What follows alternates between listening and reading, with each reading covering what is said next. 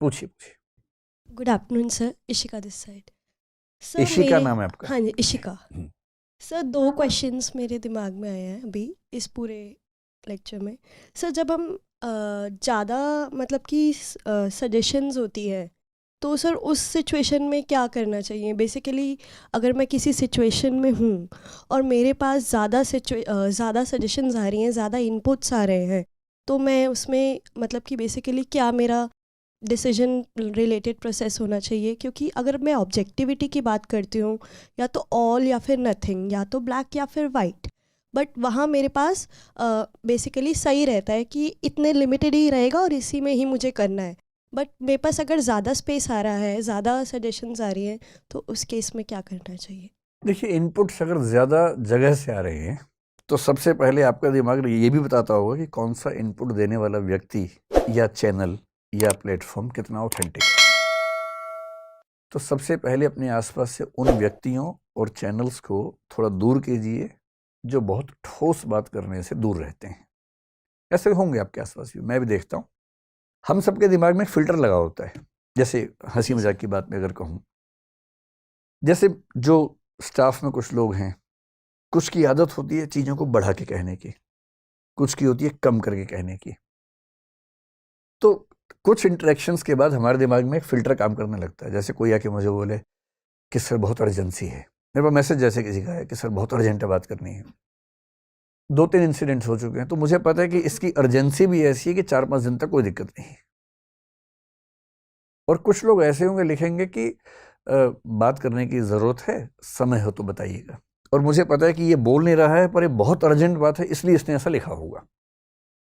तो जिनके साथ आप संवाद में हैं, धीरे धीरे समझिए उनके व्यक्तित्व को कि कौन कितना ऑथेंटिक, कितना गहरा, कैसा व्यक्ति है। और ऐसे मामले में हमेशा ऐसे व्यक्ति को प्रेफरेंस दीजिए जो गहरी और समझदारी की बात करना जानते हैं। और ज़्यादा इनपुट्स होने से कन्फ्यूज़न बढ़ता है, ये बात सही है। लेकिन विकल्प जब ज़्यादा होते हैं तो संभावना होती है कि आप सही विकल्प तक और अच्छे से पहुंच पाएंगे। कन्फ्यूज़न होगा इसलिए विकल्प कम कर दें, वो ठीक बात नहीं है, है ना? सर निर्णय की सेकंड, प्रक्रिया बेहतर बने, वो बेहतर बात है। सर कभी कभी ऐसा भी होता है कि हम डिसीजंस पहले से भी ले चुके होते हैं, बट फिर भी हम एक सजेशन के लिए जाते हैं, तो उस केस में ऐसा कभी कभी नहीं होता, आमतौर पे होता है। सर आमतौर पे वो फैसला पहले हो चुका होता है। फिर हम सजेशन के लिए क्यों जाते हैं? इसकी 2 वजह हैं। एक तो सेल्फ डिफेंस मैकेनिज्म होता है। आप दूसरों को दिखाना चाह रहे हैं कि देखो मैं तो सबकी बात सुनने के बाद फैसला करती हूँ, जबकि फैसला आप कर चुके हैं। एक तो इसलिए कि आप सबके सामने कह सके देखो मैंने कितना सोच के फैसला लिया, मैं तो इनसे भी राय ली, उनसे भी राय ली। एक तो मन में ये भाव रहता है। कभी कभी आपने फैसला किया पर आपको हल्का सा खुद भी डाउट है, सेल्फ डाउट है कि फैसला गलत तो नहीं हो गया। कभी कभी इसलिए हम एक्स्ट्रा सजेशन सीख करते हैं कि शायद कोई गलती हो गई हो, तुम सुधार ले। दूसरी बात है तो बढ़िया है। पहली बात है तो वो केवल इसलिए है कि आप सबको जस्टिफाई कर सके कि देखो मैंने तो पूछा था, इतनी बात है। ठीक है, बैठिए बैठिए बैठिए। मेरा नाम मदन मोहन है सर। और आपने इमैनुअल कांट की बात की कि उन्होंने जो भी चीज़ें फॉलो की, अपनी ही बुक को उन्होंने खारिज किया और फिर से एक नया सिद्धांत दिया जो भी था। हम भी उसी समय में एक जो दौर है कि हमें बहुत सारे डिसीजन लेने हैं और हम लेना भी चाहते हैं। कई लेते हैं, उसमें फेल भी हुए। तो जब फेल होते हैं तो कभी लगता है कि दूसरा व्यक्ति हमें जो है आलोचना से और सारी चीज़ें से कह रहा है। हम जानते हैं कि हो सकता है वो सही न हो, हम खुद भी अपने आप को आंकते हैं कि नहीं हम उससे तो बेटर थे, लेकिन वो हमें सीख दे रहा है। लेकिन जब ऐसे डिसीजन 4-5 बार हम फेल हो रहे हैं, एक्सपेरिमेंट हमारा फेल हो रहा है, तो एक समय ऐसा आता है जब हम कहते हैं कि नहीं, हो सकता है हम उसके मुंह पे कह दें कि नहीं तुम गलत हो, मैं सही कर रहा हूँ। लेकिन जब आप अकेले में सोचते हैं तो ये लगता है कि हाँ नहीं, कहीं गलती नहीं हो रही है। तो फिर जब अगली बार हमें क्रांति करनी है, नई लानी है, तो हिम्मत कैसे लाएंगे? और वो डिसीजन कैसे हो कि कैसे परखें कि नहीं यहाँ से था, जो उन्होंने आलोचना की, जो कहा या कुछ लोगों ने सजेशन दिया, हो सकता है कभी 10% आपको तारीफ भी मिल गई, हाँ ठीक है चलो अच्छा किया तुमने। तो वो उस बीच में कैसे आप अपने आप को आगे बढ़ाएं? अगर आपने 4-5 फैसले किए जो गलत साबित हुए, जी। तो पहले तो इस अहंकार से बाहर निकल जाइए कि सबसे अच्छा फैसला मैं ही करता हूँ, है ना? ये हो सकता है कि सच में आप गलती कर रहे हो, यस सर। इनपुट्स कम हो या ऑब्जेक्टिविटी कम हो, ये हो सकता है ना? Yes sir. दूसरा व्यक्ति आपको सलाह दे रहा है लेकिन उसकी भाषा चुभती हुई है, हाँ। तो भाषा को साइड में कर दीजिए, बात को समझ लीजिए। अगर बात में दम है, भाई कोई चुभती हुई भाषा में सलाह दे पर सलाह अच्छी दे तो भाषा साइड में कर दीजिए, सलाह ले लीजिए। जी। कोई मीठी भाषा में बकवास कर रहा है तो दूर कीजिए, केवल भाषा सुनिए, मस्त रहिए, क्या मतलब है ना। सार को गही रखे, वो तो करना ही पड़ेगा ना, सार निकालना पड़ेगा। यस। तो यदि ये 3-4 फैसले गलत हुए तो विनम्रता से मान सकते हैं कि शायद हमने कोई गलती की होगी। और यदि कोई सलाह अच्छी दे रहा है तो उस सलाह का उतना हिस्सा स्वीकार करने में कोई हर्ज भी नहीं है। Yes sir.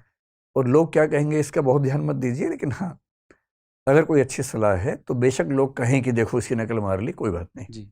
अपना फैसला लेके आगे बढ़िए। और आप कुछ भी करेंगे तो लोग तो कुछ ना कुछ कहेंगे ही कहेंगे। तो बेहतर है कि जो सबसे सही फैसला है वो चुनिए, और लोग क्या कहेंगे मतलब मैं एक तकिया कलाम मेरा है, जी। लोग क्या सोचेंगे, अगर ये भी मैं सोचूंगा तो लोग क्या सोचेंगे, तो उनको सोचने दो, अपना जो ठीक लगता है वो कीजिए। ठीक है, ठीक है। बैठिए बैठिए। नमस्कार सर, मेरा नाम रेखा वर्मा है। सर, जैसा कि आपने बताया कि कांट ने अपनी ही पुस्तक को खारिज कर दिया था। आमतौर पर यह माना जाता है कि किसी भी मुद्दे पर या किसी भी बात पर एक स्थिरता सामाजिक साख से जोड़ी जाती है कि ये व्यक्ति विश्वसनीय है, अपनी बात पर अड़िग रहेगा। लेकिन ड्यूरिंग द लाइफ प्रोसेसन हम लोग सोचते हैं वही परिष्करण वाला सिद्धांत कि ये चीज़ ठीक है, अनुभव से गलत मिली है, आगे इसको और बेहतर करते हैं। और अगर ये ऐसा बार बार हो रहा है तो क्या उस सामाजिक साख को हम कैसे काउंटर करें? मैंने पहले ही कहा था कि पर्सनल रिलेशंस में ये बात लागू नहीं होती है। मैं सामाजिक संबंधों के हाँ, संदर्भ में मैं बात कर उसी की रही हूँ। बात कर रहा हूँ। संबंधों के मामले में यदि आप बार बार खारिज कर रहे हैं तो इसमें सच में ये खतरा है कि आपको एक सही व्यक्ति के रूप में ना देखा जाए, क्योंकि बचपन की बात अलग है, मैच्योर होने के बाद जब आप संबंध अपने चुनते हैं तो ये अपेक्षा की जाती है कि आपने सोच समझ के चुना होगा। एक आध गलती हो सकती है, लेकिन बार बार होगी तो इसका मतलब आपके थॉट प्रोसेस में मिस्टेक्स हो रही हैं। यहाँ तो बात है विचारों की। अगर आप कहें कि मैंने पिछली बार इस पार्टी को वोट दिया था, लेकिन इस बीच में मुझे लगा कि मेरा फैसला गलत था, इसलिए मैं इस बार इस पार्टी को वोट दूंगा, मुझे नहीं लगता कोई आपकी साख इससे खत्म होने वाली है। सामाजिक, राजनीतिक, आर्थिक मुद्दों पर आपके फैसले क्या हैं, अगर वो बदल रहे हैं और तथ्यों के साथ बदल रहे हैं, आप समझा सकते हैं लोगों को कि मैंने क्यों अपनी राय बदली, तो इससे आपकी राय, आपके बारे में साख बेहतर ही बनेगी, खराब नहीं बनेगी। लेकिन हाँ, पर्सनल सोशल रिलेशनशिप्स में बहुत फ्लक्चुएशंस अगर हैं तो ये संकेत है कि आप बहुत स्थिर मन से नहीं सोच पा रही हैं। वो बात सही भी है। तो मैंने पहले ही कहा था कि रिलेशनशिप्स की बात नहीं है, ये विचारों की बात है, मुद्दों की बात है। मुद्दों के मामले में आपकी राय समय के साथ बदले, तथ्यों के साथ बदले तो कोई दिक्कत नहीं है, क्या परेशानी है। तब तो फिर सर जैसा कि समझाना होगा, अपना पक्ष रखना होगा, तो क्या हम फिर उसी प्रोसेस में फंसे रहेंगे? फिर अपना नहीं, परिश्रम हम कैसे तो करेंगे? फिर और एक बिंदु वो आता है जब आपको इस बात से फर्क पड़ना बंद हो जाता है कि दूसरे आपके बारे में क्या सोच रहे हैं। फिर साख की बात ही क्यों करनी। जैसे मेरी साख मेरे इलाके में शून्य है, इस मामले में मुझे फर्क भी नहीं पड़ रहा। मैं इतना क्यों सोचूं कि वो मेरे बारे में क्या सोच रहे हैं, मैं निश्चिंत हूं, मुझे फर्क ही नहीं पड़ रहा है। और कभी किसी से नाराजगी हो भी जाए ना, दुश्मनी मत कीजिए, उसमें टाइम बहुत खर्च होता है। सबसे अच्छा होता है इग्नोर कीजिए। एग्जैक्टली। जिक्र क्या, जुआ पे नाम नहीं, इससे बढ़कर इंतकाम नहीं। वाह, सोचिए ही मत, अपनी जिंदगी में आगे बढ़िए, मस्त रहिए। Thank you sir. बैठिए बैठिए। बहुत बहुत शुक्रिया, आप लोगों ने इतना समय निकाला, और जल्दी ही अगले सेशन में हम लोग मिलेंगे फिर से। ठीक, धन्यवाद।